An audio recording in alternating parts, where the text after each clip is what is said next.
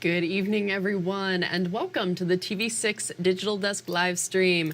My name is Molly Birch, and I'll be taking you through a recap of today's headlines. This stream runs every night starting at 8 to 7 Central Time from Sunday to Thursday. Feel free to comment and ask any questions you have in the chat as you feel like it, and I'll do my best to answer those questions as we go and after the stream as well. Get a little surprise for our first story there. But with all of that business out of the way, let's take a look at our first story for tonight. Developing now, an Upper Michigan ski resort is using the winter storm to open this week. Mount Bohemia said ski resort staff say the Lac La Belle resort will welcome extreme skiers and snowboarders to its slopes starting on Wednesday. The resort previously had planned to open last Friday. A spokesperson says this season, guests can enjoy 2 new saunas at the resort's Nordic spa. Mount Bohemia was recently voted the #1 ski resort in North America by USA Today's 10 Best Readers.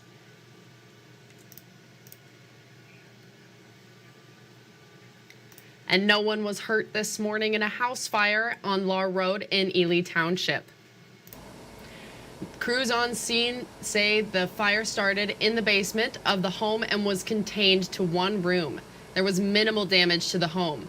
Ishpeming Township Fire, Richmond Township Fire, the Negaunee Fire Department, and Marquette County Rescue 131 were all on scene. Firefighters say the extra help went a long way. It made it so much more easier for us to work with the support from other departments. Everyone was here quick. 131 showed up very fast. So it was a really good turnout, good support within the county for fire service. Everyone got out of the house safely. Crews also saved 2 chinchillas inside the home. And every second counts during an emergency. That's why the Marquette City Fire Department is reminding folks to keep fire hydrants clear of snow. Because no one is officially responsible for clearing fire hydrants, firefighters say the public is encouraged to make sure fire hydrants around their homes are accessible to our first responders. The Marquette City Fire Department says clearing hydrants helps them significantly. It's recommended that you clear 3 feet around a hydrant. When it comes to emergency, seconds count. So it helps us be able to work a lot easier if we don't have to do it. Sharpley also recommends clearing the area around your dryer vent to keep carbon monoxide out of your house. And with the weather getting colder, parents are looking to keep their kids warm and safe. Puffy coats can be a popular choice for warmth, but Aspirus Health says that can come at the cost of safety when traveling in a vehicle. An Aspirus family medicine physician says the coats can put up to 4 inches of space between a child and a car seat strap. She says there are other ways to keep kids warm and safe. You can still have a lighter sweater over, top layer type thing, as long as it's that thinner material. And then get them strapped into the car seat like usual and put a nice warm blanket on them. Hats, gloves, boots are still plenty safe, so you can use all those extra layers as well. For more information on passenger and children's safety, go to uppermichigansource.com or the TV6 and Fox UP mobile news app. Michigan Tech University staff and students turned out today for the university's 35th celebration of Dr. Martin Luther King Jr. The university celebrated the occasion with a brunch, vigil, and a march across campus. The brunch featured a keynote address by Jalen Boone, a 2018 graduate. He urges people to work toward living the dream Dr. King fought for. So now that we've been reminded of the dream, put a structure to how to live the dream, and identify the people who are living the dream, I ask you today, are you living the dream? If you aren't yet, don't worry, because today you can commit to living the dream from this day forward. Northern Michigan University also hosted a celebration event for MLK Day. University leaders gathered with students and the community to celebrate the legacy of Dr. King. The program featured guest speakers from University President Brock Tessman and members of the NMU Black Student Union. Leaders of the organization hope to continue Dr. King's work. This is not a day just for the Black community. We want everyone to have a seat at the table and being able to just express how they feel about this change and about what to expect from the future. We just want to let them know that the next 60 years is for us to push forward. The celebration also included 3 service projects benefiting Marquette County organizations. Students made cards for nursing home residents, blankets for the Women's Center, and dog toys for UPAWs. With a large amount of snow over the weekend, groomers are out getting trails ready for public use. TV6's Caden Minus takes a look at the status of these trails and what more work needs to be done.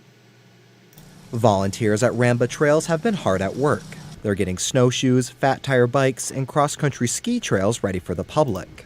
Executive Director Danny Hill says he and a group of volunteers have been out since the snowstorm. We've got 30 plus inches of snow and it's pretty much bottomless, so we've had 5 guys out here grooming 7-8 hours a day. Hill says they have 30 miles of trail ready to go. However, there have been some challenges.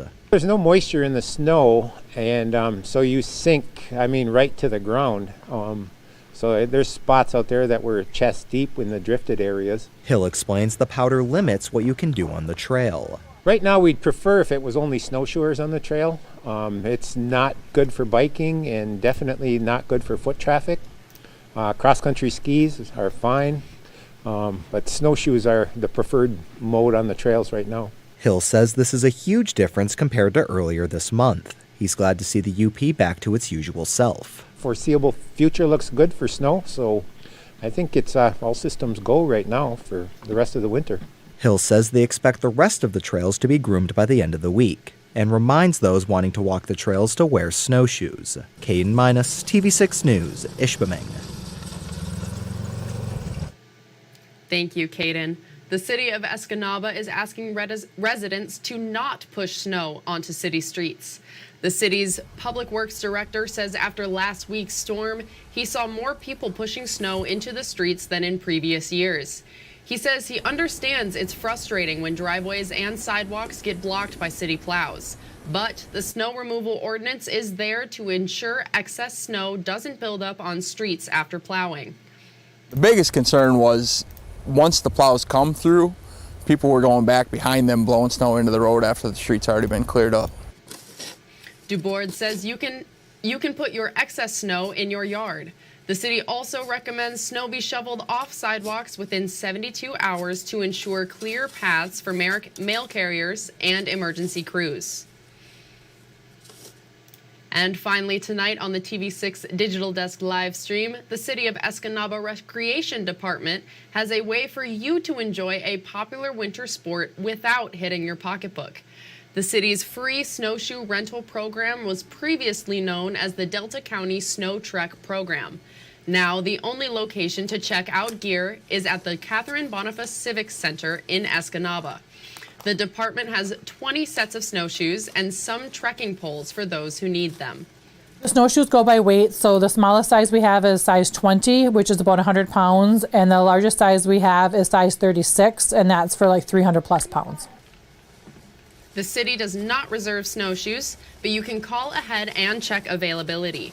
You must be at least 18 years of age to check out a pair, and the shoes must be returned within 48 hours.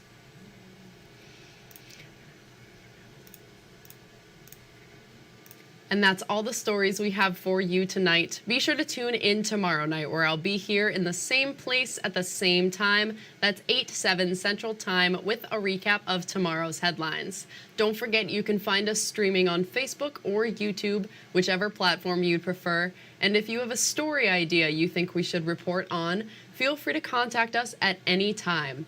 These are a few easy ways to get a hold of both myself and others in the newsroom. And again, you can contact us at any time. We'd love to hear from you and what's happening in your community.